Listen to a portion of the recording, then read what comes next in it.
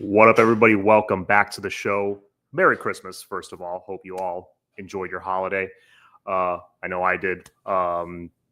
Being Hispanic, yes, we did the Noche Buena celebration last night. Got to open gifts this morning. Hung out with the family. Nice, chill day. Can't complain. Hope you all had a great Christmas as well. I bet most of you guys are, at home now. Family festivities are done. You're kind of winding down, probably watching some football. I know there's NFL games going on right now, so figured to take the opportunity to hop on here and talk little Canes, little Portal. Definitely a lot to talk about since my last show because, it's a crazy time. A lot can happen in a matter of a few days, and there's a lot to kind of go back and cover from last week. So we'll play some catch up here. But and before I start, please make sure and hit the like button, hit the subscribe button, all that good stuff. Faith Family Football, thank you for the comment. Thank you for hopping on. So first big topic I wanted to cover was something that happened most recently, like in the last 24, 48 hours. So some quarterback rumors have been swirling. And first of all, before I go into the rumors, obviously I'm talking about Carson Beck, but Fernando Mendoza, a guy that has been a very hot topic on Cane's Twitter and Cane's social media and on all the shows and everything. Mendoza was a hot topic. Some people were pro Mendoza. Some people like him. Some people love his tape. I'm in that camp for sure. I think Mendoza has all the tools to be an NFL quarterback. A lot of football people think, yeah, he is going to be an NFL quarterback. I see Mendoza being that 10 to 12 year NFL vet. Like he's a career backup mostly, but he will spend 10 to 12 years in the NFL as like a spot starter. I think he has all those tools, including athleticism and mobility, which I think people really underestimate with him. He now is off the board.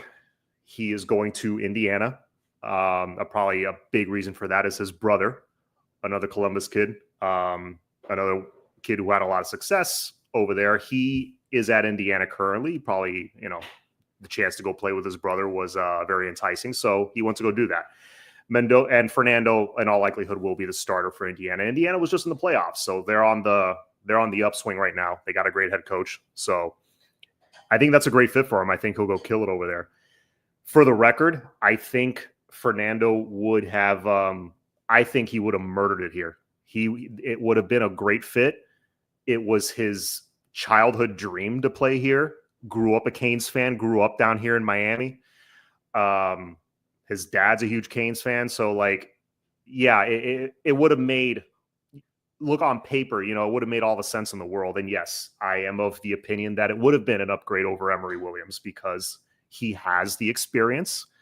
While I think there is upside for Emory to achieve, I like what I saw from him as a freshman. He could have developed a lot in this last year and a half. But I love the athletic component that Mendoza brings, keeping plays alive, hitting throws on the run, breaking 50, 60-yard runs. That's a part of Emory's game that's part of Mendoza's game that Emory just doesn't have. Unless he's been developing that a little more behind the scenes. We may find out this year. Let's see. But Mendoza, I wish him the best. I hope and know he's going to kill it at Indiana. But that takes him off the board. Now, the way that all went down, it doesn't seem like there was a ton of interest from Miami. I think this was mostly fan-generated, all this conversation. I think, it's my boy Javi. What's going on, dude? Merry Christmas to you, sir. So I think that was mostly fan talk, fan generated. And the rumors made sense. A lot of connections to the Canes there, but it just didn't happen. And I think Miami just kind of passed on him. That tells me that even though, yes, ideally you would like to develop your own guys, but I think Mario's still of the opinion that, hey, I want to improve my roster any chance I get. which I agree with. That's his job at the end of the day. And that's what a lot of big programs do. Look at Ohio State. They're in the playoffs right now. They already won a playoff game. They're probably going to win their next playoff game in all likelihood. And they're doing it with a portal quarterback. Quinn Ewers, a lot of people forget he's a portal quarterback. Let's see who else. Dylan Gabriel, Oregon, they're using a portal quarterback. So a lot of the teams left and favored to win a championship this year that are left in the playoffs are using a portal quarterback. So if that's what you got to go do, then go do that. So I think Miami has some type of plan B. I don't think they're done shopping just yet at that position. If somebody big hits the portal, somebody like of that John Mateer caliber or better, obviously they're not going to pass on that. They're going to kick the tires for sure. But I think we're getting a little closer to that point that if that plan B falls through, I think the next move will be and probably should be, honestly, at this point, just sticking with Emory because you don't want to drag it out too long. Of course, you got this wave hitting the portal that, it's going to happen after the playoffs because the teams that are in the playoffs right now, they have 5 days after their final game to jump in the portal. So you got to kind of wait for the season to fully end. Once the season fully ends, that wave hits, which I think there's going to be some nice defensive players hitting the portal after that wave. So we'll probably be shopping for, more DBs, maybe another linebacker. We'll see. But if that wave comes through and there's really nobody else, I mean, if I'm Mario, stick with Emory at this point and just load up on defense, invest a lot of money on those positions, invest some money on another big play wide receiver, a tight end, and we roll with that. Because again, I think while Emory's a bit limited athletically, I do think he can win here with the right pieces around him. I liked what I saw from him the one time he came into a game against Ball State. Granted, it was Ball State, but he played, I think, a quarter and a half of that game, and he looked very sharp. He looked like he took a big step forward. The offense wasn't super watered down for him, where they were calling 5 plays and that's it. It looked like he had a little bit more free reign. He was throwing more passes down the field, and he looked accurate, which I already knew that of him. He looks healthy, which is good. Big kid. Emory is a legit 6'4", 220 around there. So he's, he's going to be durable. So yeah, in my opinion, I think we're getting closer and closer to really, it looks like Emory may be the guy, which again, I'm not too upset about that. I think you can win with him. Is his ceiling, taking us to play for a national championship next year? I don't know about that. But I think we can win with him. I think we could possibly win an ACC championship with him. And I know a lot of the fans, like Rocky's saying there, free Emory Williams. A lot of the fans love him. I do too.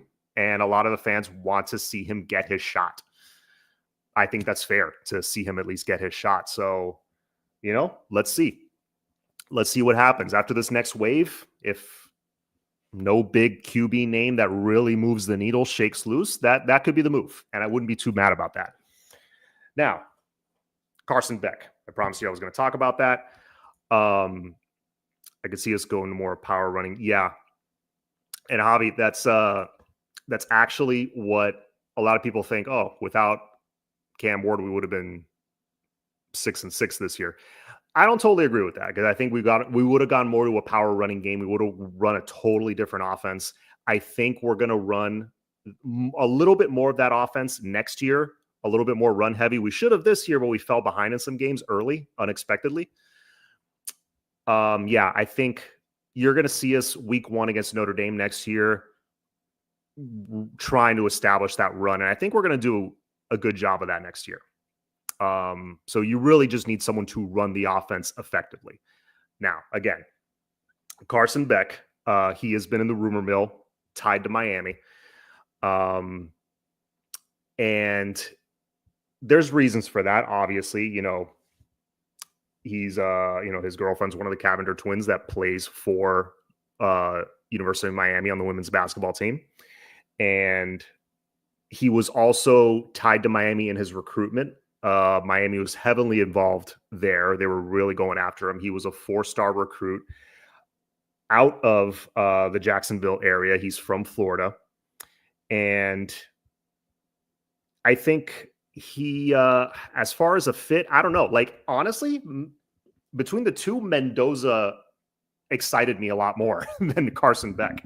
I've seen Carson Beck play a few times. He's not bad. I think he's another one that could be like an NFL, a career NFL backup one day. He's got all the tools. He's got the size, just like Mendoza does. He's got pretty good arm strength, just like Mendoza does. Mobile, athletic. He can pick up a first down with his legs, which for me is like nowadays, that's a requirement. But, there's obvious connections here. And I think that's where the rumors started. Honestly, I'm not buying the rumors as far as I don't think Miami has actual interest here. If there's interest from Miami of a quarterback that may hit the portal later, it's probably somebody else. I don't think it's him. That's just me. I'm not really buying it because, one, he doesn't really move the needle for me as a player. I think he brings a lot of experience. He's about as mobile as Mendoza. Probably comparable. I don't know, man. Mendoza's an athlete. He's way more athletic than people think, man. You see him run down that field. It's like, whoa. It really surprises you how quick he is. But Beck is quick too. I give him that. Beck is an athlete. But thing is with Carson, in bigger games this year, I don't know. I don't like what I saw from him. I saw him airmailing it against, airmailing open receivers. He didn't look great against pressure. Whereas, when he has protection, he has time. He's much better. But he seems to struggle with pressure a little bit, especially this season. He threw 12 interceptions this year. Not crazy about that. He only threw like 6 last year, I think. So he was better last year. I thought he put better tape out last year. I feel like he regressed a little bit. Probably was because last year he had Brock Bowers to throw to, who was a first-round tight end. He doesn't have that. One would argue, he does have that one good receiver. I'm forgetting his name right now. Is it Arian Smith? Arian something. He had that one really good receiver that had like 700-something yards. But yeah, man, Beck does not move the needle for me as much. Against tougher competition, I don't know. I didn't see that. I didn't quite see that same execution. The accuracy was shaky at times. He's got good tools, but I don't know. For that, honestly, and it would take a huge investment. Carson Beck would not be cheap. That's the other problem.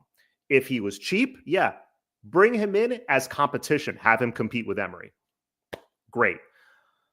But he wouldn't be cheap. That would be a very expensive quarterback competition. Again, at that point, just roll with Emory. That way, the receivers we're going after know who the quarterback is going to be. There's no uncertainty. Some receivers like Emory Williams. CJ Daniels had a lot of good things to say about him. So yeah, that's Bane if Mendoza's an athlete. Yeah, he juked, if I remember correctly, on like a screen. No, it wasn't a screen. Obviously, he kept it. Bane, I remember, almost had a sack on him, and he made a miss, and he broke a long run. I think it was on a 3rd down too. Beck has an elite roster on him, and he struggles. Yeah, no, that's the other thing. Mendoza did not have Beck's roster. Beck has an NFL defense to lean on. He has a great running game, an SEC-sized offensive line. He should be putting up video game numbers. Stetson Bennett looked a lot better. Like Beck should be playing at that level. You compare the two, I think Stetson Bennett put up better performances, took care of the ball a little more, That's a no for me on Beck. Yeah. Beck did not have a good year. He regressed, man. Georgia's about to land Zachariah Branch. Yeah, look, the price tag on some of these guys, that's the other thing. The price tag on some of these non-quarterback players D tackles, receivers, guys like that, safeties. Some of the numbers I'm hearing are astronomical. Like it's getting pretty funny. So I think if people were more aware of some of the price tags on some of these guys, are like, oh, that's why Miami went to. Okay, I understand. I don't blame them, but yeah, you don't want to blow your wad on like a D tackle or a wide receiver when I mean, there's a couple guys that I might be open to that, but you're trying to rebuild the secondary and rebuild the defense in general, and maybe bring in new coaches next year on the defensive side. So Miami has to be smart here. Again, they're not broke, obviously. It's just they're not going to overpay. They've made that very clear. Quinn Ewers will be one to watch at QB. Yeah, Quinn Ewers moves the needle a little more for me than Beck does. But then you have the argument of Quinn Ewers plays for Sarkisian, who is a genius, offensively. So not that Shannon Dawson's a great play caller. He's a great OC. I love him. Quinn Ewers could work here. He could. And obviously he would be an upgrade, but Quinn Ewers is very much a system guy. He's not a Cam Ward. He's not a John Mateer. Quinn Ewers is like that next, one or two notches down from that level. That's why for that, might as well stay with Emory. We'll see. Tay says Luke Nickel. I love Luke Nickel. Here's the problem, though. You have your first game against Notre Dame. You have your third or fourth game against Florida, both at home, both solid defenses. Notre Dame, I mean, they look excellent on defense right now, so there's no reason to think they'll have much of a drop-off next year. I'm not rolling out with a true freshman at quarterback next year against a gauntlet like that to start. You know what I'm saying? So I'm not rolling with Luke Nickel game one at Hard Rock Stadium against Notre Dame. If your first few games are Bethune, Norfolk State, and your first tough game isn't until week 5, maybe you see how Luke does in the spring and the summer, and then maybe you roll with him. But no, not. Yeah, ND's defense is elite. No. You can't do that first game of the year. You got to go with more of a veteran. I think Emory can handle that. Emory beat Clemson. Yeah, he wasn't asked to carry the team. He wasn't asked to do a lot, but he was the starting quarterback under center when we beat Clemson, which no one expected us to do at the time. But anyway, just to wrap up the whole thing about Beck, I don't see him coming here. I don't think it makes a ton of sense, to be quite honest with you. If it's 2023 Carson Beck, maybe, but I don't know. I saw some drop off this year that I wasn't too it doesn't excite me too much. Dawson's too much east-west pass game, horrible screen game too. Do you think the QB portal could hurt our recruitment? Meaning if we don't land anybody, could it hurt us? I mean, having a needle mover at quarterback, having that big name could definitely help you recruit wide receivers a little easier. But at the end of the day, I think if we want to bring in some explosive talent on the outside from the portal, I think you gotta be willing to spend a little bit, and you got to be willing to overpay a little bit. Unfortunately, that's just what it is. I love KJ Concepcion. I love Zachariah Branch. One of those guys would be great. But again, we would take a hit. It wouldn't be cheap. They would not be cheap. But that's why a guy like Eric Rivers from FIU, who's a deep threat, a legit deep threat, who had 1,100 yards last year on 70 catches or something, I would have taken him in a heartbeat. But again, that's just me. I'm not the one doing the evals. The coaches know more than I do. But somebody like that, I would have loved on this team. But I do love the CJ Daniels pickup. He kind of replaces that reliable third down guy that moves the chains for you that you're losing when you lose Xavier Restrepo. So bring in CJ Daniels. He gets open at will. He gets first downs. If his foot heals up back to what it was in 2023, he could be a 1,000-yard guy for you.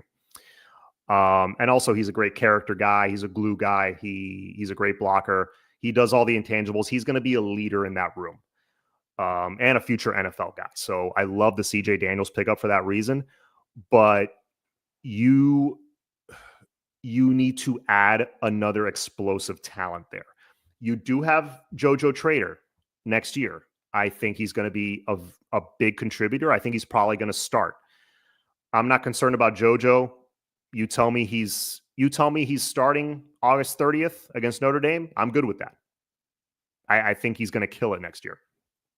Nikar, Chance Robinson, we'll see. We'll see how they play in the bowl game. We'll see how they play in the spring. Then once I see that, I think I'll feel a little bit better about the wide receiver room. But I think they got to add at least one more. You lost too much. You lost too much veteran production from that room. I know Sam Brown may come back, but come on, you want somebody like, that reliable 60 catch, 50, 60 catch, 700 to 800 yard guy that you can plug in next to Daniels and next to JoJo Trader. And then you got Nikar and all those other young guys. And you got Joshua Moore. You got Dalen Upshaw, who's very explosive, very fast. He could stretch the field. He can maybe I would love to see him at kick returner. So you got some nice young talent to develop. It's a matter of, okay, of those younger guys, of the freshmen and sophomores, who pops. But again, I like who we have there as far as the young talent, but I think you got to add one more vet just to be safe, just to have some, a nice full room. Love Malachi Toney, but remember, he reclassed. So he's only 17, I think. He's a young kid still. Kid's a dog. I love Malachi Toney. He's one of my favorite players in this class. You saw what he did taking over a quarterback when Diabell got hurt at American Heritage. He won them a state championship at quarterback and looked good at quarterback. It's not like they were running a gimmicky offense that he wasn't really throwing it. He was running like an option or something. No, he stood back there and threw some ropes, man. He's a good quarterback. He probably, like at a smaller P4 or G5 school, he could probably come in and be a quarterback. Like, he's that good. But his primary position is receiver. If he wants to be like an upper echelon kind of player, yeah. No, you put him at receiver, you put the ball in his hand and let him work. But he's going to need a year. He's still very, very young. JoJo's a ball in hand type. Winning down the field. We have no wide receiver on the roster that's proven they can. Yeah, no, good point. Now, that's what I'm saying. You got to add one more guy that's either an over-the-top deep threat that takes the top off the defense. That's what I would want. Or another bigger guy, another guy that's 6'3", 6'4", that can go out and win jump balls. He can get you some big chunk plays that way. You got to add at least one more. 100% for sure. Him, CJ Daniels, JoJo, and then just go developing from there. But I don't think we'll need to add too much more beyond that. What type of wide receiver is Toney? He's a slot mainly, but he's a playmaker. He's a guy you can move around. He can make you miss in the open field. Plays hard, man. Plays really, really hard. Reminds me a little bit of like a smaller Jarvis Landry. The way he just fights for extra yards. He's very physical. Great ball skills with the ball in the air. He could track the ball very well. Great hands. The guy's just a natural football player. How that's the best I can describe it. But no, I like that room, and I think they're gonna add one more, but I'm confident about who we're gonna have next year. Tight end, that's a room we're really gonna have to revamp though, because you lost 3 guys. You lost Cam McCormick, who, a lot of people joke about his age, that he was 8-9 years in college football. 9, I think. He brought a lot of stability and a lot of maturity to that room. Excellent blocker, which is very important, especially in Mario Cristobal's offense and team. You got to be able to block. He's going to be missed. I can tell you that. So you got to go out and get a veteran tight end that can block his ass off. That's that 6'5" to 6'6" size. That's like 250, 260 plus, maybe closer to 270, that could just maul people on the edge. You need that guy and someone who can also get you that 5 to 7 yard completion. And then you also need to add a more athletic tight end, like like a Caleb Odom type, who I think was already picked up. But now that Riley Williams is gone, you got Elijah Lofton, who I love. Huge fan of Elijah Lofton, but it's literally like just him as far as guys that are a threat to start. I know you got Jackson Carver there too. You got who else? You do have Brock Schott coming in. I like him to get some early playing time. I was really impressed with Brock Schott's tape. That guy's a freak athlete. He can play defensive end as well, like really good. So you could see a little bit from Brock Schott, but you gotta load up that room with some depth and experience. So I think they'll go out and get at least 2. I know that kid from Tulane was in the rumor mill. We'll see what happens. But if we go out and get an athletic guy and you got Elijah Lofton, I hope whoever the quarterback is next year, if it's Emory or somebody else, I just hope they use the tight end more, because again, we did use the tight end more this year than in 2023, because 2023 it was like 0. We used the tight ends more. They were healthy. Arroyo was, my God, he was open so many times that I thought he should have gotten the ball. So I think they need to keep evolving the offense, use the tight ends more, use the middle of the field more, and take that check down more often, which I think will happen next year. That was more of like quarterback decision making kind of thing. But yeah, gotta add some tight ends there. So let me get this dono really quick. Thank you, Norman. Appreciate it. While I find my plug here, there it is. Low on battery on my laptop.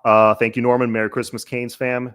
Been hearing TCU center Brockermeyer, Cristobal to Miami, had 500 passing downs, gave up 1 sack, 8 QB hurries. Pretty elite guy. Yeah, I like Brockermeyer from TCU. There's some really elite interior linemen in the portal. It's pretty crazy. So that's one of them. And yeah, you add him. I'm liking that room a lot, because already, who you got? You got Ryan Rodriguez. You got Inez Cooper coming back likely for another year, it seems like. You got McCoy. And if McCoy slides outside, you got possibly Maui Noah you can kick inside. So you got Nino, who's they believe is a future center. You got SJ Alofaituli, who is a future center, maybe a future guard. They think he's a future center, and he's elite. That's another room I really like, and I don't think Miami's going to have to add too much. Maybe a guy that can compete for starting snaps, and then maybe a depth piece. And then you got Markel Bell, who's just going to lock down that left side. I say that confidently because Markel Bell came in, looked really raw, looked like he had a lot of work to do. And then like 5 games later, he looks like a 3-year starter at the P4 level. It was insane, like the climb he made in just a few games. He looks like a legitimate power 4 future NFL left tackle, and can only go up from there. Right now, he put in the mid rounds. If you went to the draft right now, in the mid rounds, a team would probably take a flyer on him just because of his elite size. He'll be back next year. He'll hone his game down a little bit more, and he can boost himself up to being a first-round pick. If he puts a solid 12-game, hopefully 14, 15-game season next year on tape, and people watch him like, "What? This guy's 6'9". Are you kidding me? Look at him. Look what he's doing."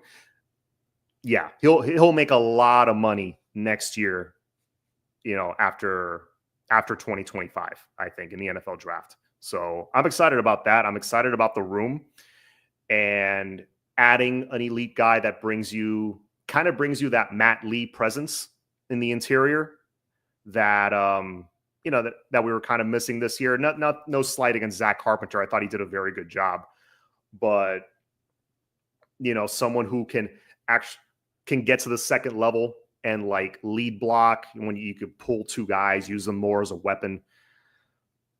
And also you want to be able to plug in a vet at that position that that you don't have to worry about. You know what I'm saying? That you just plug them in, set it and forget it. You don't have to worry about that.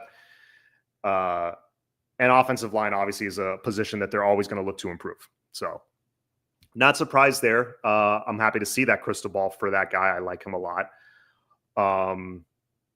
There's a couple others that the reason I'm kind of holding back and not saying is because I don't think they're public yet. So I won't say it just yet.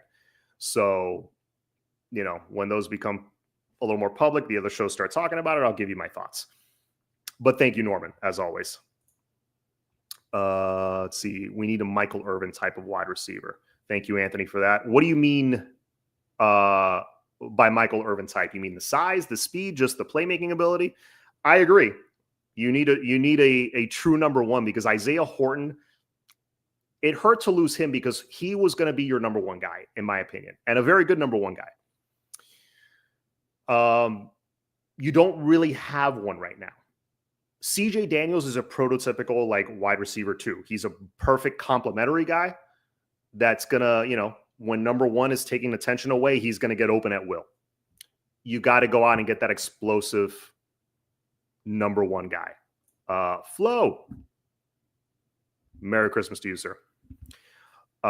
Tulane tight end. Yeah, I mentioned the Tulane tight end. I was going to do a little bit more of a deep dive on him, but I like what I see from him so far. I would take him from what I've seen so far. I like me likey. I take him in a second. Merry Christmas, John. Yes, Merry Christmas to you, sir. Which one was it? Oh, here it is. Why do you think Shamar Kirk hasn't gotten on the field yet? Every time he's on the field, he makes plays. I mean, yeah, I've seen him make plays like in the spring game and practice. Yeah, he's done a good job, and he's someone that I would love to see him get his turn, get his due, so to speak. Maybe you see him in the bowl game. We'll see. But look, man, we ran the number one offense in the country this year, and it was mainly 4 guys getting all the production at wide receiver. Can't really argue with that decision if you have the number one offense in the country. So I'm not at practice. I don't see Shamar Kirk every day. So yeah, that's the best answer I can give you. If they're not rotating him in more, it's, they believe they can do better with what they got, and again, we were in a lot of close games this year. When you're in close games, you're less likely to, hey, 7th guy on the depth chart. Let's throw him in there. Let's get him some reps. That's why you saw JoJo in for a play or 2 here and there. You didn't see JoJo get 10 to 15 snaps at a game. It's just we were in too many tight games. It became very tough. But yeah, he is a guy I would like to see him get a little bit more burn, and just to see what he can do, because I loved the pickup when we got him. He definitely has some ability as a slot guy. Let's see. Ooh, I'm way behind in the comments. Mo, damn, I'm late. If you know Mo, yeah, I won't say anything. That's kind of his move. Merry Christmas. Merry Christmas to Rocky there. Yes. Preston. So you're talking about Preston Stone, the quarterback from SMU. Yeah, he's not bad. I think he already committed somewhere, didn't he? Or he was crystal balled somewhere. I don't know. I saw something. Can JoJo emerge as the number one? He definitely can. He has the ability. I'm not ruling that out. That's why I'm like, hey, you can go out and add a guy, but you also have some good talent in the room already that, JoJo, Chance, Nikar, all top tier talent. They're about to be sophomores. So, if you just roll with the room the way I doubt that's what they're going to do, but if you just roll with that room the way it is, you could, a couple of those guys could emerge and be excellent this year. They just have to be given their shot. Again, bowl game is going to be a good opportunity for that. And you're going to have Cam at least for part of the game. I don't know how long he's going to play. I would imagine he's not going to play all 4 quarters, but Cam comes in, you got a future number one pick throwing to you. So hopefully they're going to get their chances to make some big plays. Iowa State has 2 number ones. Yeah, Iowa State has two really good receivers. If Miami, now switching a little bit to the bowl game, I won't spend too much time on the bowl game because it's pretty simple. Miami has to run the football, keep their offense off the field. This is what we should have done against Syracuse, but maybe they'll learn their lesson and do it here. Iowa State drops back a million guys into coverage. They play a lot of zone. They are the definition of bend but don't break. You have to run the ball down their throat. When they're playing 2-3 high safety, whatever, and they're not letting you get any big plays down the field, you run the ball down their throat. Guess what? The safeties are going to creep up. And Cam is going to have himself a day. Until that happens, though, you pound the rock. I want to see 7-minute touchdown drives. I don't want to see we're up, 21-0, 28-3, and it's still only the first quarter. And then the defense is like, okay, now we got to hold this lead for 3.5 quarters. No, I would rather we go into the locker room up, 17-6, but we're dominating time of possession. I would rather see that. Until we rebuild and retool this defense a little bit, I would rather see that in this particular game. Ram the ball down their throat, dominate time of possession, keep their offense off the field so they're not getting into any kind of rhythm. Second half rolls around after you do that and beat them up in the trenches. They're not going to have nothing left. Fourth, mid-third quarter maybe. You got a 2-touchdown lead, 17-point lead. Hey, Emory time. Throw him in. Let's see what he can do. That's what I think that's what they should do. Hopefully that's what happens. I want to see, I never thought I'd say this, but I want to see a little bit more of a Mario Cristobal offense than a Shannon Dawson pure air raid offense. If you do that early and you get a quick lead, great. Pound the rock after that. Let's see. Mo, Merry Christmas. Yes, Merry Christmas, everyone watching. 3 days till Iowa State. Yeah, I'm looking forward to this game, man. I don't see how – I don't – again, on paper, we should win this game. But last 15 years would tell you – or no, more than that would tell you that, yeah, we don't show up to bowl games ever at all. But this will be a chance to show how much the culture has changed. It seems from everything I'm hearing, everything I'm seeing, people I've talked to, they are taking this game very seriously. They're taking it like an actual game, which I love. Cam, I hope he lights it up, well, let me rephrase. I hope we win. I hope it's 70% handoffs. The times he does throw, I hope he hits his throws, gets big chunk plays off play action and stuff. I hope he doesn't get touched. We get a nice, decent lead in the second half, and Cam can come out. That's what I hope to see. I hope he does enough to showcase himself one last time, and then he goes number 1 overall to the Giants. That's all I want to see. Make some plays, get the hell out, get out of there healthy, and ideally win. I think Miami is waiting on a QB that can pass and run. Could be. Could very well be. See, Michael Irvin's size, speed, and awareness, not afraid to get hit, goes for the ball. Yeah, you want a dog, basically. Yeah, I'm with you. One kid that's in, I like both receivers that we got. Joshua Moore, 6'4", great size. He can win jump balls down the field. He's a true freshman, but I see him playing a little bit this year. I think by 2026, maybe Josh Moore can be a guy like that. Michael Irvin, I think, was like 6'2", 6'3", yeah, a little bit. He was big for back then, Chance Robinson's going to play. He's a stud. I can't wait to see him because he's one that really, he came in and he looked the part physically, had P4 wide receiver size, athleticism. He didn't look like a high school kid. So Chance Robinson, I think, is a guy that's got some breakaway speed to him. So we'll see. Another one that I hope gets some burn in the bowl game. But I talk about Josh Moore. Dalen Upshaw is another one that, my God, a guy that is not talked about enough, especially as an offensive weapon. Last year, that was Elijah Lofton. People liked him, said, yeah, he's really good from a big program, but then it's like, no. This guy's, he has a chance to be special. Lofton is such a weapon. When I was hearing he was the best running back on the field during the spring in that running back room, my God. Granted, Martinez hadn't arrived yet, but still.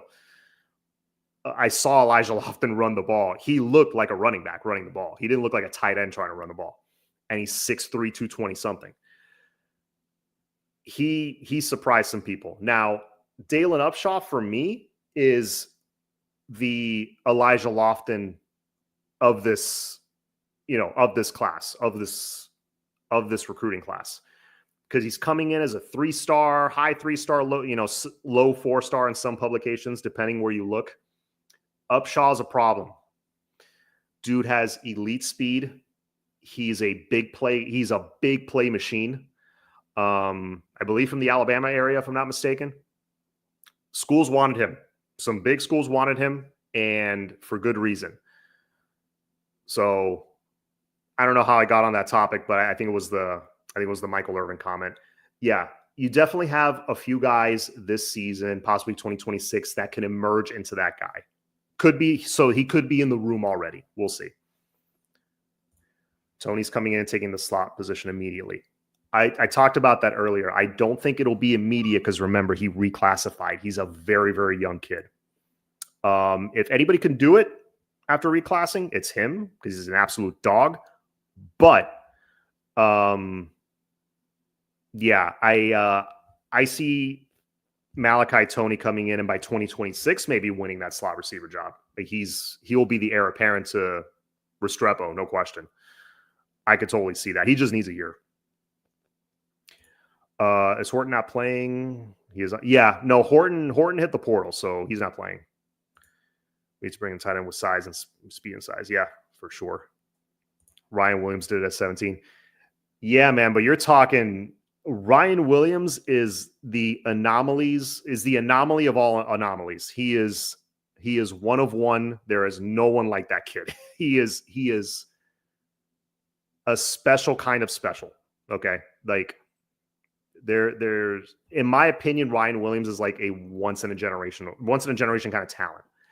So Malachi Toney is not Ryan Williams. There's just one of him. But again, give him a year to cook, hit the weight room, learn the offense. By 2026, yes, Malachi Toney could be a nightmare underneath for defenses to deal with. Absolutely. I love Malachi Toney. Miami's biggest portal loss will be A.J. Allen. He was the second best back behind Fletcher. He is going to do what Rashard Smith is doing at SMU. Listen, I hope he goes and kills it. If, I don't think, did AJ officially hit the portal? I don't even know. If someone can confirm in the comments, because it's hard to keep track. I think he did.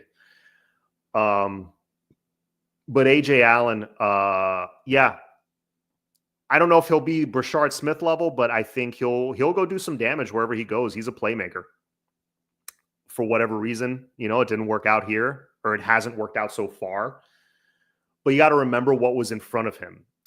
Damian Martinez, who started slow but really came on late. He was that battering ram, that physical back that you needed. I mean, look at the turn on tape of the Louisville game. There you go. He won us the Louisville game at the end. Martinez was a beast second half of the year.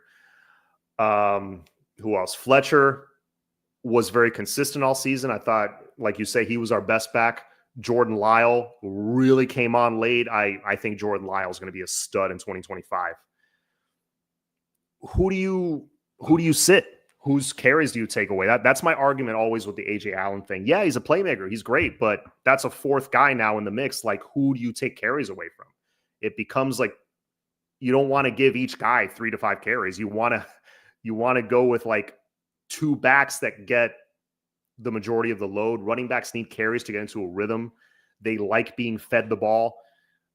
You can't water it down so much. So I think really it just became a choice of who they liked getting the most snaps, and the 3 guys in front of him are really, really good. So that's the problem. Lofton and Schott are going to be a problem. 100% agree. I love Brock Schott. If you haven't seen his tape, please go see his tape. Not much talk on linebackers. I think we can use another veteran linebacker. Firefighter, I agree with you. If an impact guy, a guy that can come in and start and make plays, he's like an 80 to 100 tackle guy, sideline to sideline speed, yes, bring him in immediately. But just one, though. That's my caveat. Bring in one. You got Cam Pruitt. You got, I think Wes would be coming back another year. We'll see what happens there. Because I've heard rumors of Wes maybe thinking about the draft. I think he would benefit from one more year for sure. And he improved this year. You got, who else? Popo, who I like a lot. I saw some nice flashes from him. He could be your starting Mike this year. And then the other one was not Alderman, the kid, Adarius Hayes. You got three young guys in Popo, Hayes, and Pruitt. You got to let them develop. That is one of those rooms that is crucial, that the young guys get in there, they get their playing time, and they develop, because I love all three of them. So yes, go out and get a stud linebacker if you can, but one, okay? Same on the D-line. I love the pickup we just got, David Blay. He's an impact kid, likely a starter. And I say likely a starter, not, no slight against him. In past years, he's a starter day one. The reason I'm not quick to say he's a day one starter is because you got Justin Scott and you got Ahmad Moten. So you got two guys already that he's going to compete with. So I love that situation. But I think that's all you needed on the D-line, because you got some younger guys to develop behind them. At D-end, you got Bain, McConaughey. You got the Scroggins and Hayden Lowe that you brought in this year. I love both those guys. I think they'll both get early playing time. Brock Schott can play a little D-end. Booker Pickett. The kid, Lightfoot. He's got to put on some weight, obviously, but I love Lightfoot. Very quick. He can get to the QB. I love who we have at D-end. Mesidor might come back another year. So I think you're pretty good and pretty deep. Just keep developing what you have in the room. As far as defense goes, I'll talk about this one last guy, and then I'll hop off. I was planning on only doing half an hour. I'm already at 47 minutes, so I'll be wrapping it up in a few, probably the next 3 to 5 minutes. Is Harold Perkins in the portal? I feel like I would have heard that. So this is what happens when there's a holiday. You don't pay attention for a couple days, and that happens. If anybody in the chat can confirm that way I don't have to start Googling during the show. But if somebody like a Harold Perkins hit the portal, obviously you go after that. Lightfoot has to put some weight on. See what I did there? Yeah, he does have to put some weight on. Bain can move to DT. He could be more effective. Oh, Armando Blunt. That's another one I didn't think of. Artavius Jones. There's some young talent in that D-line that I love, that I want to see them get burn and develop. But real quick, Charles Brantley. I want to see them add maybe one more corner, one more safety. And with the pieces we already have, Damari Brown, you got Ryan Mack coming back from his injury. You got OJ. I think you're good just adding maybe two more pieces. Honestly, everyone is saying replace the whole secondary. No, you got two really good pieces in a Damari Brown and Ryan Mack. The problem is neither one of those guys was able to play this year because they were hurt. I know Ryan Mack's a true freshman, but what we saw from OJ this year, we were all expecting that from Mack as well. Like, they're both studs. But Charles Brantley, I think, was a key pickup. Key pickup, because the dude is, first of all, his coverage grades are pretty sick. I think he's in the 80s as far as coverage grade, which is great. That's considered great by PFF standards. And then you got, like, his size, his 250 something snaps without allowing a touchdown. He's gone up against some of the best offenses, some of the best receivers in the Big Ten. He's locked pretty much all of them down. That is definitely like a glue guy. Like CJ Daniels was a glue guy on offense. Charles Brantley is going to be your glue guy on defense. He's as battle tested as they come. He's not going to be intimidated, has played in stadiums in front of 100,000 fans against NFL quarterbacks, against NFL receivers. And I think he's going to kill it at Miami.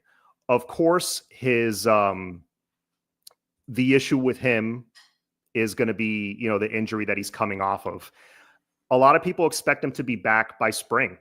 So I'm not too concerned there. Then again, I'm not a doctor. I don't know who, that's the rough timetable that's being thrown out there, is that he's going to be back by the spring. I have a highlight clip of his that I'll share really quick from his it's from his Instagram page. That's him returning a 100-yard pick six. I think it was the longest interception return for a touchdown in Michigan State history. There it is, going deep, tracking the ball, boom. 5 yards deep in the end zone, and I'm just going to take this back. Dude is an athlete, man. I think we got a really good one in Charles Brantley. That's another one that was really highly sought after. You got him, you got Blay, Daniels, and Zach Poyser. So I think you've gotten 4, but you've gotten 4 real quality guys, in my opinion. They're not filler. They're real quality. We said the same thing about Mish. Mish didn't have the same stats, dude. He didn't have the same type of grades. I didn't see him having 250 whatever snaps without allowing touchdown. The thing with Mish that excited me was his versatility, number one, and his the fact that he was one of the leaders on a team that went to the national championship. And you know what, Mish, as far as his tape went, Mish had pretty good tape at Washington. I think he just regressed. I don't see the same thing happening twice here. I don't see us bringing in a guy like a Charles Brantley who has so many snaps, so much experience, and has made so many good plays. I don't see that guy coming in and having a major drop-off. I just don't, especially because I expect some movement in the coaching staff at some point. Hopefully, whoever we bring in is going to utilize the defense to the best of their abilities, because you could bring in all the portal talent you want. And while we do need to bring in a couple guys still, you can have all the talent you want. If you don't put them in a position to succeed, it all falls apart. We had some talent on defense this year that I thought wasn't utilized the right way. It is what it is. But I think that's going to change next year. And the reason why is because Mario's already done it once. He did it with the offense. And I'll close on this. The offense was awful 2022. We had a million injuries. We could barely move the football. We couldn't score. That goal line was there was like a glass force field or something that prevented us from getting in the end zone. 2023, it improved a little bit. You bring in Shannon Dawson, but you still had turnover problems with TVD. By year 2, number 1 offense in the country. So you went from, in 3 seasons, horrific offense to top 25 in a lot of categories on offense to number 1 offense in the country in a couple seasons. There's no reason to believe that Mario can't do that with the defense. If he can do something similar with the defense, we're in great shape for 2025. But anyways, guys, how many more corners would you take? I would take 1 more corner to answer that question really quick. 1 more corner, 1 more safety. That's it. Please hit that like button, hit the subscribe button. I'm going to get some rest, but hope you guys enjoyed the show. And Merry Christmas. Go Canes. Beat Iowa State.